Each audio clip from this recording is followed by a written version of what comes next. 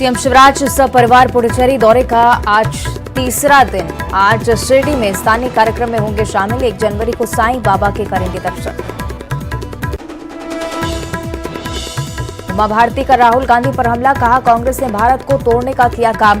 BJP ने कश्मीर से धारा 370 हटाकर जोड़ने का काम किया।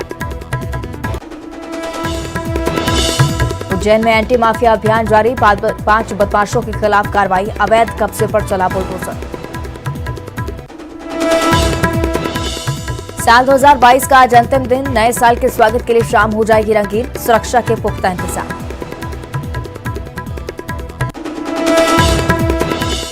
और न्यूज 18 एमपीसीजी की बादशाहत बरकरार, सबसे ज्यादा मार्केट शेयर के साथ नंबर 1 लगातार। प्यार और भरोसे के लिए आप सभी दर्शकों का शुक्रिया।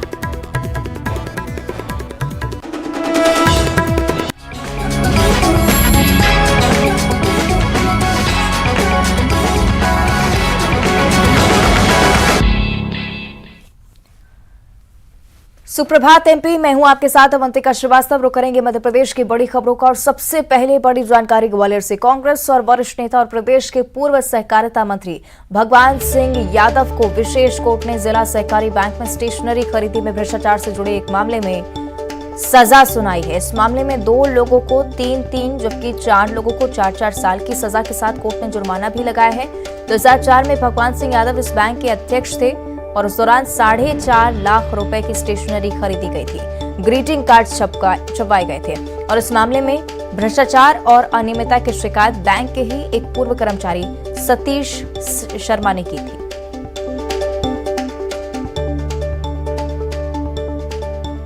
तो बड़ी जानकारी आपके साथ साझा कर रहे हैं पूर्व सहकारिता मंत्री भगवान सिंह यादव, जिन्हें इस पूरे मामले को लेकर दोषी पाया गया है। 3 साल की सजा, साथ ही साथ 15,000 रुपए का जुर्माना भी लगाया है। 2004 का ये मामला। स्टेशनरी घोटाले को लेकर विशेष कोर्ट ने इस पूरी सजा का प्रावधान तय किया है। तो आपको बता दें कि पूर्व मंत्री सहित 6 आरोपियों को भी सजा सुनाई गई है, जबकि 2 अन्य आरोपियों को बरी किया गया है। 2004 में सतीश शर्मा ने ईओडब्ल्यू में इस शिकायत दर्ज करवाई थी और इस शिकायत को सही पाया गया।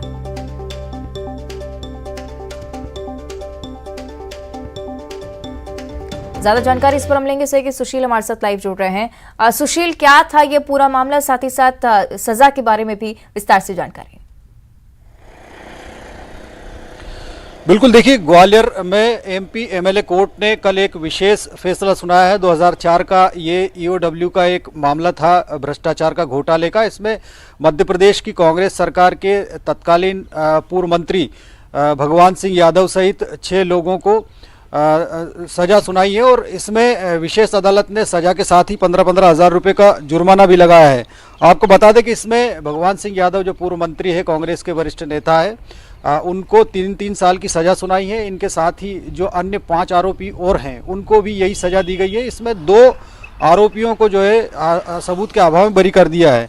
आपको बता दें कि ये स्टेशनरी घोटाला था और उस दौरान सहकारी संस्था जो थी उसके क्लर्क सतीश शर्मा ने ईओडब्ल्यू में 2004 में शिकायत की थी कि स्टेशनरी को लेकर घोटाला हुआ है और उस दौरान तत्कालीन पूर्व मंत्री प्रभारी थे और यही वजह है कि स्टेशनरी घोटाले के इस पूरे वाकये में उनका भी सीन था, क्योंकि दस्तखत उन्हीं के हुए थे और इसी आधार पर उनके साथ ही जो अन्य आरोपी हैं उनको भी सजा दी गई है। ये मामला लगातार चल रहा था। ये जो महिला बहुउद्देशीय सहकारी संस्था गढ़रोली का मामला था, ये 1998 में पंजीयन इसका हुआ था। तो निश्चित तौर पर एक बड़ा मामला था और इस मामले की लगातार सुनवाई चल रही थी और लंबे वक्त के बाद जब 2009 से अब तक लगातार सुनवाई इसमें चलती रही, तो इस 400 के भ्रष्टाचार के मामले में एमपी एमएलए कोर्ट की जज ने कल एक अहम फैसला दिया है, जिसमें कांग्रेस के पूर्व मंत्री भगवान सिंह यादव सहित 6 लोगों को 3-3 साल की सजा हुई है, साथ ही 15-15 हज़ार रुपये का जुर्माना दिया गया है। तो निश्चित तौर पर अब चूंकि 3 साल की सजा है, 3 साल की सजा होने पर प्रावधान यही है कि सीधे जेल जाने की प्रक्रिया रहती है, लेकिन अब देखना यही है कि इसमें किस तरह की कार्रवाई होती है, क्योंकि पूर्व मंत्री भगवान सिंह यादव काफ़ी उम्रदराज है, दिग्विजय सरकार में वो मंत्री थे, लेकिन कहीं ना कहीं एक बड़ा और अहम फैसला है कि जो घोटाले का मामला था, स्टेशनरी घोटाले का, उसमें एक बड़ा फैसला आया है। ठीक है सुशील, आप बने रहिएगा हमारे साथ, आगे भी आपसे हम जानकारी लेंगे। जो ये थे सुशील कौशिक, जो कि विस्तार से जानकारी देते कोर्ट के इस विशेष आदेश को लेकर। आगे बढ़ते हैं, जबलपुर से बड़ी खबर का रुख करेंगे। ट्रक और डीजल से भरे टैंकर की जबरदस्त भिड़ंत हुई है। हादसे के बाद दोनों वाहनों के ड्राइवर फंसे रह गए। कड़ी मशक्कत के बाद इन ड्राइवर्स को बाहर निकाला गया। बरेला थाने के बाईपास की घटनाएं, सड़क पर डीजल फैलने से आग भी लग सकती थी, सावधानी से ये बड़ा हादसा होते होते टल गया।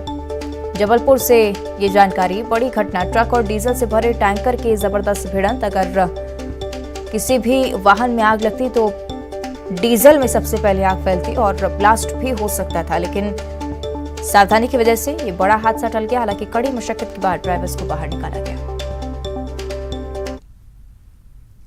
और अब राजधानी भोपाल की बात करेंगे। राजधानी में स्टंटबाजी का सिलसिला थमने का नाम नहीं ले रहा है। वीआईपी रोड पर साइकिल से स्टंट का अब नया वीडियो सामने आया है। साइकिल पर खड़ा होकर फुटबॉल घुमा रहा है एक युवक।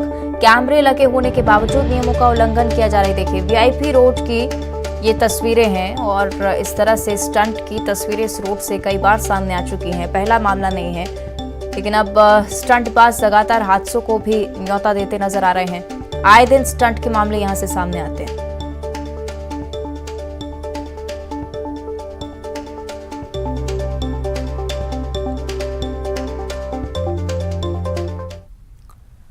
और भोपाल से एक और बड़ी जानकारी, तेज रफ्तार डंपर ने कार को टक्कर मारी है। कार सवार 4 लोग हादसे में जख्मी हुए हैं। नशे की हालत में कार सवार बताए जा रहे थे। आपको बता दें कि कार में एक युवती के सवार होने की भी जानकारी है। घायलों को इलाज के लिए अस्पताल भेजा गया है। हबीबगंज थाना क्षेत्र की घटना, इंदौर के रहने वाले सभी घायल बताए जा रहे हैं। मामले की जांच में हालांकि पुलिस जुटी हुई।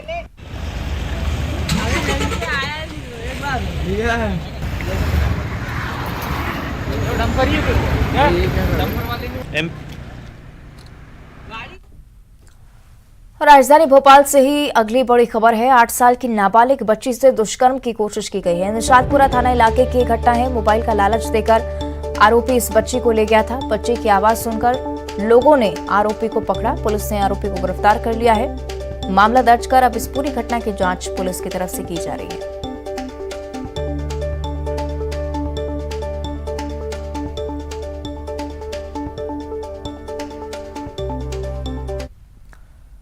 और भोपाल में सर्दी का सितम लगातार जारी है। नए साल में मध्य प्रदेश में कड़ाके की ठंड पड़ने वाली है। जनवरी के पहले हफ्ते में कड़ाके की सर्दी आपको झेलनी पड़ सकती है। शीतलहर भी चलने की संभावना। भोपाल का न्यूनतम तापमान फिलहाल 11 डिग्री सेल्सियस दर्ज किया जा रहा है। स्ट्रॉन्ग सिस्टम की वजह से जनवरी में कड़ाके की सर्दी पड़ेगी और आमतौर पर जनवरी ही वो महीना माना जाता है जब सर्दी और उसका प्रभाव अपने चरम पर होता है। तो नए साल में मध्य प्रदेश में कड़ाके की ठंड पड़ने वाली है। जनवरी के पहले हफ्ते में शीत लहर चलने की भी संभावना है। और ग्वालियर की स्थिति पर भी अब चर्चा करेंगे। कोहरे के साथ साल 2022 की विदाई हो रही है। साल के अंतिम दिन कोहरे से ये पूरा शहर लिपट गया है। आपको बता दें कि ग्वालियर चंबल में देर रात से ही घना कोहरा छाया हुआ है। सड़कों पर भी 50 मीटर से भी कम विजिबिलिटी है।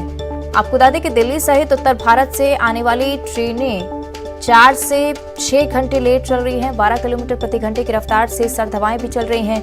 आपको बता दें कि कड़ाके की सर्दी के साथ ही अब नए साल का स्वागत होगा, ये आशंका पूरे ही प्रदेश के लिए है।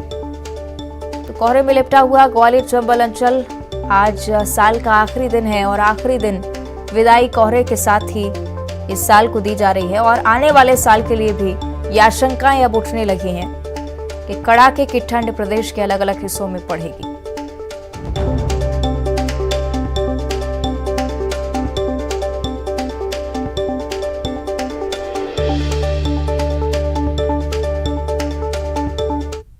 अच्छा है और ईयर का लास्ट डे है तो काफी अच्छा भी लग रहा है। आज कोहरा काफी है। आज का मौसम काफी अच्छा है, कोहरा है और ईयर की लास्ट डेट है आज। अच्छा सुहाना मौसम है। बहुत काफी सुहाना मौसम है।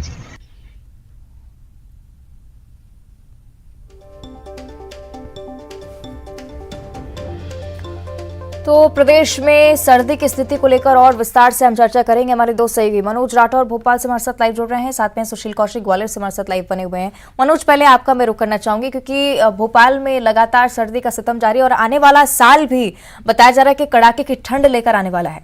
मनोज। जी बिल्कुल, 2022 की विदाई के साथ जब नया साल कल से लगेगा 1 जनवरी से, उसके बाद कड़ाके की ठंड जो है पूरे मध्य प्रदेश में देखने को मिलेगी, क्योंकि जो मौसम वैज्ञानिक है उनका साफ तौर से कहना है कि अभी तक दिसंबर में जो ठंड पड़ी जिसके पीछे 5 ऐसे सिस्टम बताए जा रहे हैं जो कि असर कर रहे थे, लेकिन अब ये सिस्टम जो है 1 जनवरी के बाद से इनका असर तेज हो जाएगा, यानी ये सिस्टम जो है मध्य प्रदेश में सक्रिय हो जाएंगे। यही कारण है कि दूसरे जिलों के साथ राजधानी भोपाल में भी तेज और कड़ाके की ठंड जो है वो पहले हफ्ते में देखी जाएगी। शीतलहर भी चलने की संभावना यहाँ पे जताई जा रही। मौसम विभाग का कहना है कि यदि पिछले रिकॉर्ड को देखें तो दिसंबर में जितनी ठंड पड़ती थी उतनी ठंड इस साल जो है वो दिसंबर में नहीं देखी जा रही, लेकिन क्योंकि जिस तरीके से सिस्टम लगातार अपना असर धीरे धीरे दिखा रहा है तो उसके मद्देनजर ये पूरी संभावना मौसम विभाग के द्वारा जताई गई है कि जनवरी के पहले हफ्ते में जो है कड़ाके की ठंड पूरे मध्य प्रदेश में देखने को मिलेगी। बिल्कुल मनोज, बने रहेगा हमारे से। सुशील भी लगातार जुड़े हुए हैं। सुशील, ग्वालियर शहर अपनी सर्दी और गर्मी के लिए ही मशहूर है और अब तो माना जा रहा है कि कोहरे में लिपटा हुआ है 2022 का आखिरी दिन, और 2023 में क्या स्थिति होगी इस पर भी जानकारी।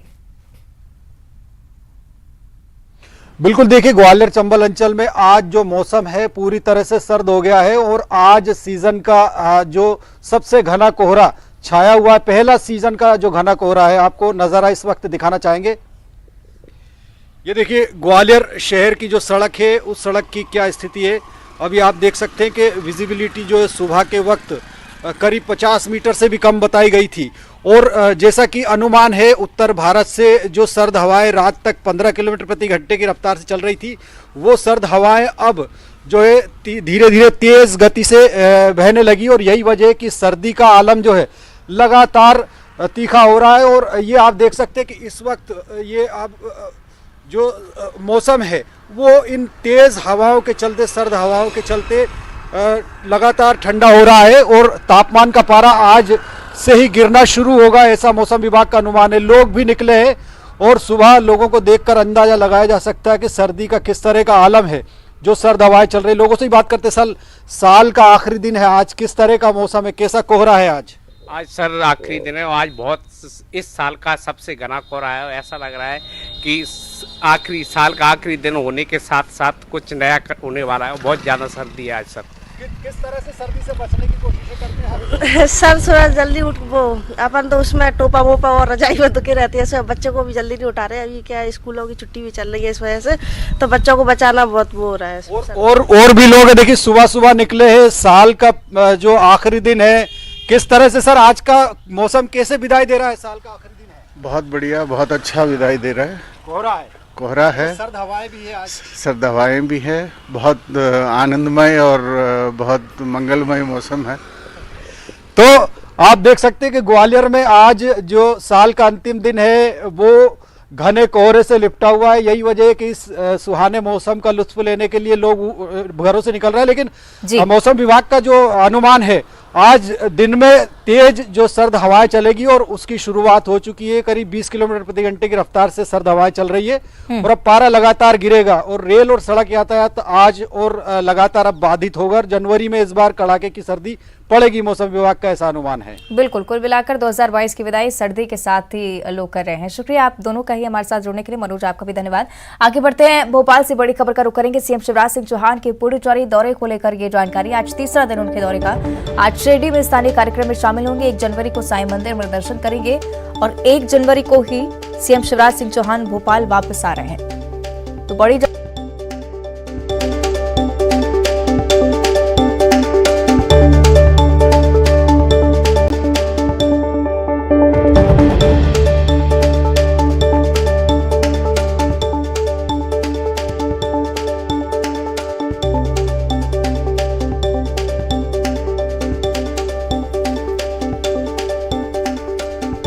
पुडुचेरी दौरे पर सीएम शिवराज सिंह चौहान और पूरा परिवार उनके साथ है, क्योंकि नए साल के सेलिब्रेशन उनका पुडुचेरी में भी और साथ ही साथ शिरडी में आज दर्शन करने के लिए परिवार सहित सीएम पहुंच रहे हैं। 1 जनवरी को साईं मंदिर में दर्शन और 1 जनवरी को ही वापस राजधानी भोपाल लौट आएंगे सीएम शिवराज।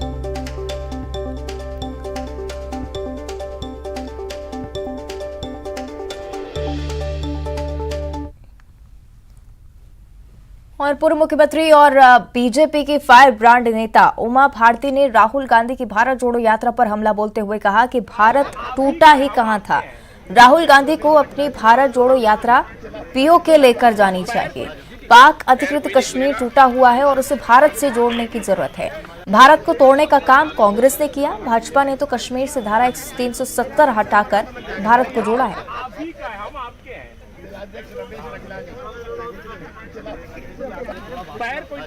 आज तक सोचे जा रही हूँ कि भारत टूटा कहाँ से है, सच्ची बता रही हूँ। मतलब कौन सी चीज़ है जो जोड़नी है।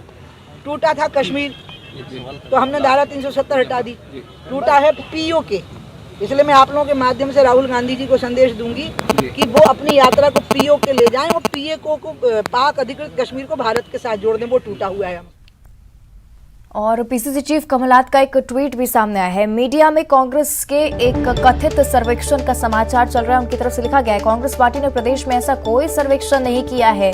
इस तरह के समाचार भ्रामक और निराधार हैं। कांग्रेस पार्टी का एक एक कार्यकर्ता मजबूती से काम कर रहा है। आगामी विधानसभा चुनाव में प्रचंड बहुमत से जीतेंगे। कांग्रेस पार्टी को कम से कम 150 सीटें मिलेंगी। ये बड़ा दावा कमलनाथ की तरफ से।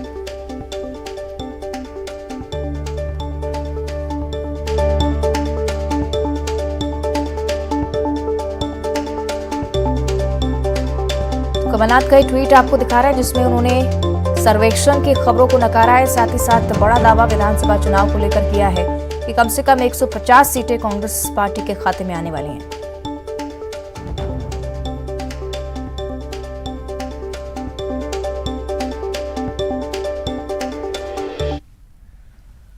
और ग्वालियर से इस वक्त की एक बड़ी खबर है। प्रखर हत्याकांड का मुख्य आरोपी बर्खास्त किया गया है। नगर निगम कमिश्नर ने कार्रवाई की है। नगरीय प्रशासन विभाग के आदेश के बाद करण वर्मा बर्खास्त। प्रखर परमार की हत्या का आरोप है करण वर्मा पर और बर्खास्तगी से जुड़ा ये लेटर भी सामने आया है, जिसको लेकर ये जानकारी अब साझा की जा रही है कि करण वर्मा को बर्खास्त किया गया है।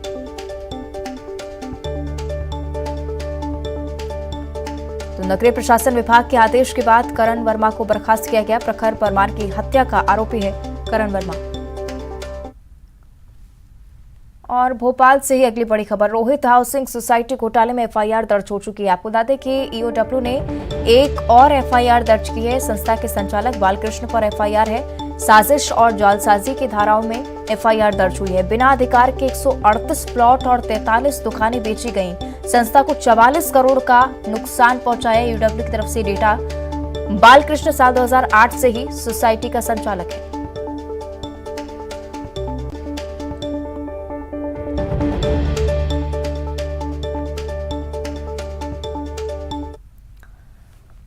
और दतिया जिले में जिला प्रशासन लंबे समय से दावा करता आ रहा है कि कृषि मंडी में किसानों को नकद भुगतान मिल रहा है, लेकिन दतिया कृषि मंडी में हालात बिल्कुल विपरीत हैं। किसान फसल के भुगतान के लिए व्यापारियों के महीने भर से ज्यादा तक चक्कर लगाते रहते हैं, तब जाकर उन्हें उनका मेहनताना मिलता है।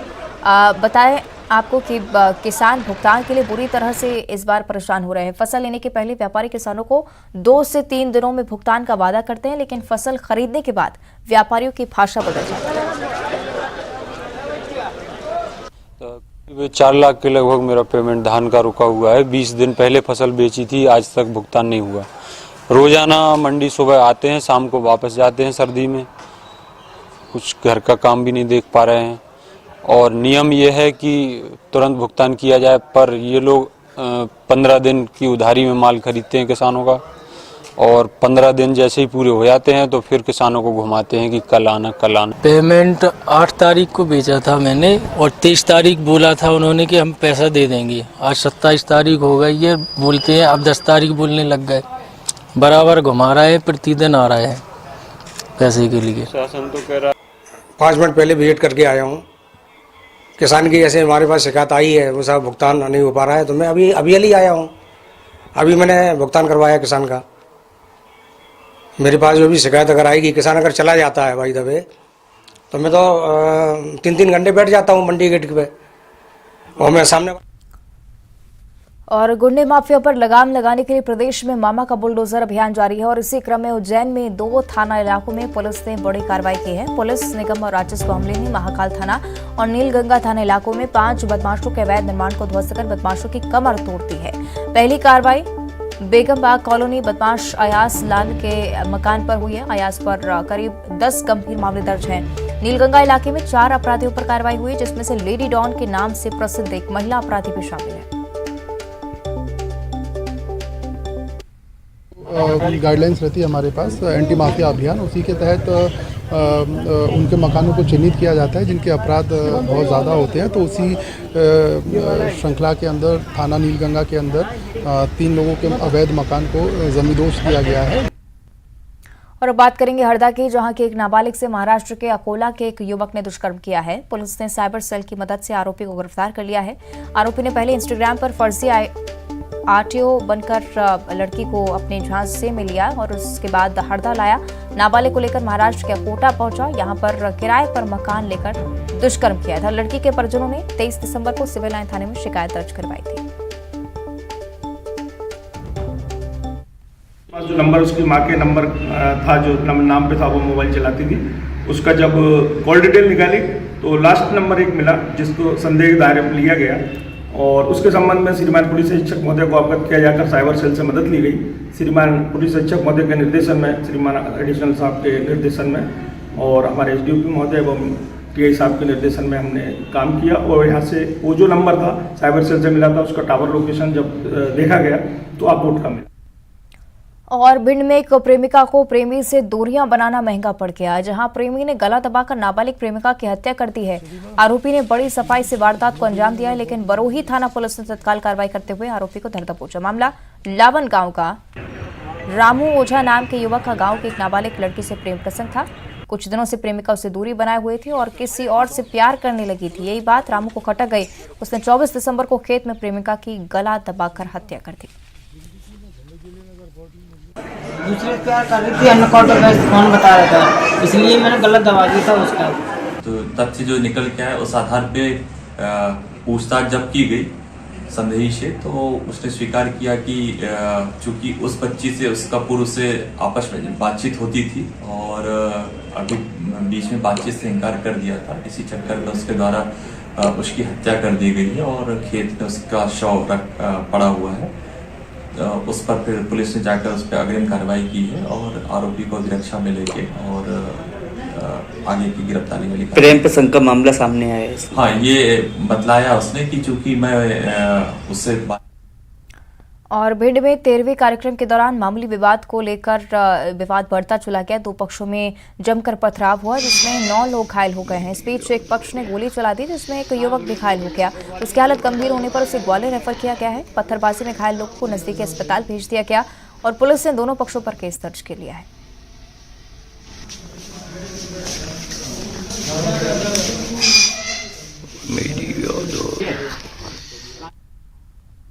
और अब 25 सेकंड में खबर।